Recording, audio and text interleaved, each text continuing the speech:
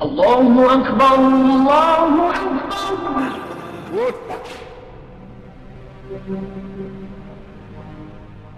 حضرت بلال حبشی رضی اللہ تعالیٰ عنہ مشہور صحابی ہیں جو مسجد نبوی کے ہمیشہ موذن رہے۔ شروع میں ایک کافر کے غلام تھے، اسلام لے آئے جس کی وجہ سے طرح طرح کی تکلیفیں دی جاتی تھی۔ امیہ بن خلف جو مسلمانوں کا سخت دشمن تھا، ان کو سخت گرمی میں دوپہر کے وقت تپتی ہوئی ریت پر سیدھا لٹا کر ان کے سینے پر پتھر کی بڑی چٹان رکھ دیتا تھا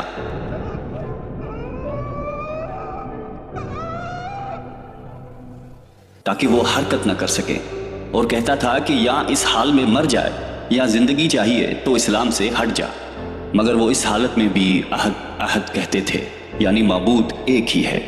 رات کو زنجیروں میں باندھ کر کوڑے لگائے جاتے اور اگلے دن ان زخموں کو گرم زمین پر ڈال کر اور زیادہ زخمی کیا جاتا تاکہ بے قرار ہو کر اسلام سے پھر جائے یا تڑپ تڑپ کر مر جائے۔ عذاب دینے والے اکتا جاتے، کبھی ابو جہل کا نمبر آتا، کبھی امیہ بن خلف کا۔ ہر شخص اس کی کوشش کرتا تھا کہ تکلیف دینے میں زور ختم کر دے۔ حضرت ابو بکر صدیق رضی اللہ تعالیٰ عنہ نے اس حالت میں دیکھا تو ان کو خرید کر آزاد فرمایا۔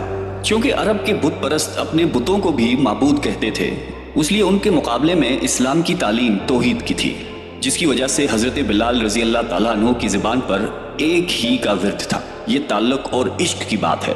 ہم جھوٹی محبتوں میں دیکھتے ہیں کہ جس سے محبت ہو جاتی ہے اس کا نام لینے میں لطف آتا ہے، بے فائدہ اس کو رٹ آ جاتا ہے۔ تو اللہ کی محبت کا کیا کہنا جو دین اور دنیا میں دونوں جگہ کام آنے والی ہے۔ یہی وجہ ہے کہ حضرت بلال رضی اللہ تعالیٰ عنہ کو ہر طرح سے ستایا جاتا تھا، سخت سے سخت تکلیفیں پہنچائی جاتی تھی۔ مکہ کے لڑکوں کے حوالے کیا جاتا تھا کہ وہ ان کو گلی کوچوں میں چکر دیتے پھریں، اور یہ تھے کہ ایک ہے کی رٹ لگائی تھی۔ اس کا یہ صلہ ملا کہ پھر حضور اکرم صلی اللہ علیہ وآلہ وسلم کی دربار میں موذن بنے، اور سفر حضر میں ہمیشہ اذان کی خدمت ان کی سپرد ہوئی۔ حضور صلی اللہ علیہ وآلہ وسلم کے وصال کے بعد مدینہ طیبہ میں رہنا اور حضور صلی اللہ علیہ وآلہ وسلم کی جگہ کو خالی دیکھنا مشکل ہو گیا۔ اس لیے ارادہ کیا کہ اپنی زندگی کے جتنے دن ہیں جہاد میں گزار دوں۔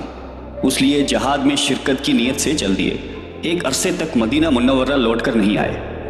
ایک مرتبہ حضور صلی اللہ علیہ وآلہ وسلم کی خواب میں زیارت کی۔ آپ صلی اللہ علیہ وآلہ وسلم نے فرمایا کہ بلال، یہ کیا ظلم ہے، ہمارے پاس کبھی نہیں آتے؟ تو آنکھ کھلنے پر مدینہ طیبہ حاضر ہو گئے۔ حضرت حسن رضی اللہ تعالیٰ عنہ اور حسین رضی اللہ تعالیٰ عنہ نے اذان کی فرمائش کی۔ لاڈلوں کی فرمائش ایسی نہیں تھی کہ انکار کی گنجائش ہوتی۔ اشہد ان لا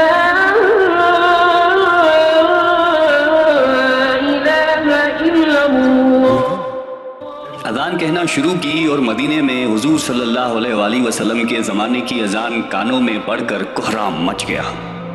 عورتیں تک روتی ہوئی گھر سے نکل پڑیں۔ چند روز قیام کے بعد واپس ہوئی اور 60 ہجری کے قریب دمشق میں آپ کا وصال ہوا۔